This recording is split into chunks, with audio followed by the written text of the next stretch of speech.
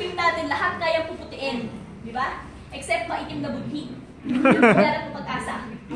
So, pero kidding aside po, itong underarm cream po pala natin, yan po yung pantanggal po ng darkness po ng underarms. Ay, nakalimutan ko po pala. Yung body cream po pala is also whitening for intimate areas. So, may nakikita po kasi ako sa Facebook yung underarm cream yung nilalagay po sa singit, sa tuhod, sa singit. Mas maganda po body cream. Kasi mas matapang po yung formulation ng body cream. So, ang body cream po, yan po yung magandang ilagay natin sa intimate areas like elbows, knees, singit. Yan po. Pag sa singit po, please lang huwag na po kayo mag-testimonial. Maniniwala po ako. So, balik po tayo sa underarm cream. So, ang underarm cream po natin, it has 10 botanical ingredients. So, yan po kung tinanong po ano yung 10, sabihin mo, kasi po ang hirap i-memorize yung 10, di ba? Pero po nandun yung po yun sa packaging. Basta po yung 10 na components na yan, tried and tested na po yan na nakakaputi talaga. So, ang underarm cream po natin is not an antiperspirant. Kung binasa niyo po yung packaging niya, nakalagay doon, gentle antiperspirant. Pag sinabi pong gentle, ibig sabihin konti lang. That's why po kapag ang lifestyle po ninyo is very active, or pawisin ka talaga, or hindi ka pwedeng lumabas ng bahay ng walang deodorant, huwag niyo pong gamitin ang body cream, ay ang underarm cream ng umaga. Gawin niyo po siyang night cream. Pero for example, ang clients niyo naman, for example, sa office lang sila, naka-aircon lang buong maghapon, hindi pinapawisan, and then you can let them use it sa morning. Pero po yun nga po, if pagpapawisan, huwag pong gamitin. Kasi nga po, hindi niya po matatanggal yung pawis.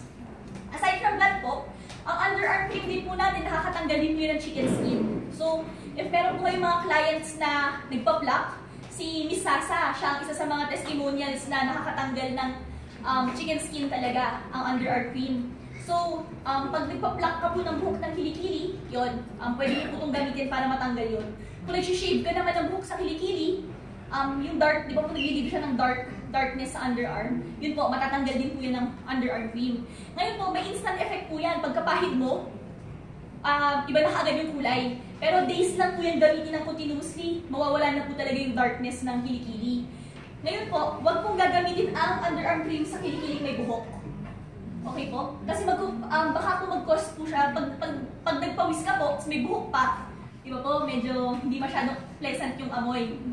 So, hindi po natin ilalagay sa kilikili ni RC. Sapol! Sapol! Sapol!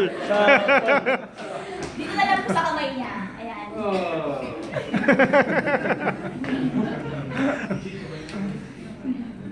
So, i-compare po sa kabila. Instantly po, may makikita na po kayo kaagad effect. Hokage. Pagkakaiba ng kulay. So, ang maganda po dito sa underarm cream natin, ayun po, very handy po siya. Kasi konting-konti lang po yung kailangan yung ilagay para po gamitin sa kilikili. So, wag po sobrang dami. Kasi po mahirap po siyang i-spread pag sobrang dami.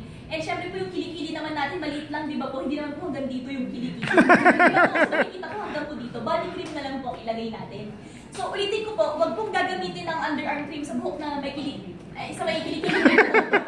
So, pag sa lalaki po, I don't suggest na gamitin niyo po ito. Unless meron pong lalaki walang buhok sa kilikili. Pwede po yan. Pwede po yan. Ayan. So, actually po, yan na po lahat ng beauty products natin. Pasalamatan po natin yung model natin sa RC. Ayan.